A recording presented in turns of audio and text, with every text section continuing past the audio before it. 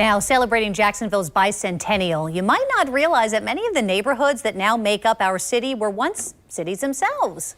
Lavilla has arguably the richest history of them all. It was founded way back in 1866 and became part of Jacksonville 2 decades later. In its height, it was referred to as the Mecca for Black culture and heritage in Florida. As News4Jax reporter Aaron Farrar tells us, Lavilla's music scene was vital to that. We're outside of the Eartha M White Historic Museum, which is inside the Clara White Mission. It was Jacksonville's first African-American museum, and its namesake, Eartha White herself, is one of many musicians who cut their teeth here in Lavilla and paved the way for other musicians from Jacksonville. This is Ulysses Owens Jr, a drummer who's won several Grammys, nominated for plenty too. He's eclectic. These chops and style, Owens credits one place. When I got to New York, people knew that I was consistent, but I was also versatile and I could play a lot of different ways. And I got that, I think, from being in Jacksonville. Owens is on an illustrious list of musicians who hail from the River City.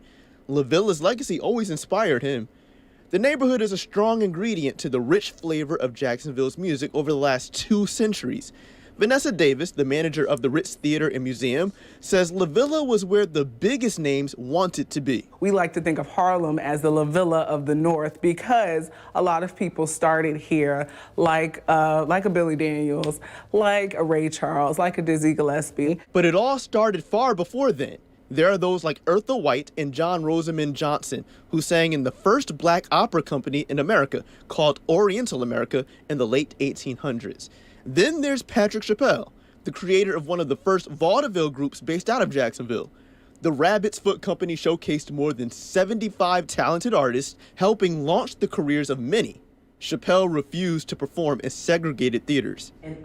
Adonica Toller is the executive director of the Eartha M White Historic Museum, now housed in the Clara White Mission.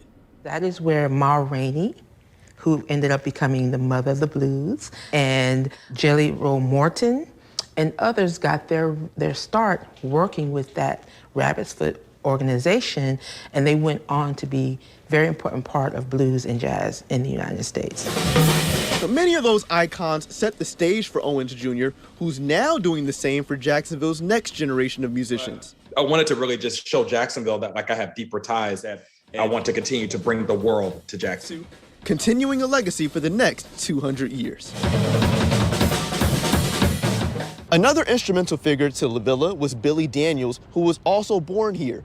Daniels was one of the first black singers and actors to have his own weekly radio show and one of the first to cross over into mainstream. He also has a star on the Hollywood Walk of Fame.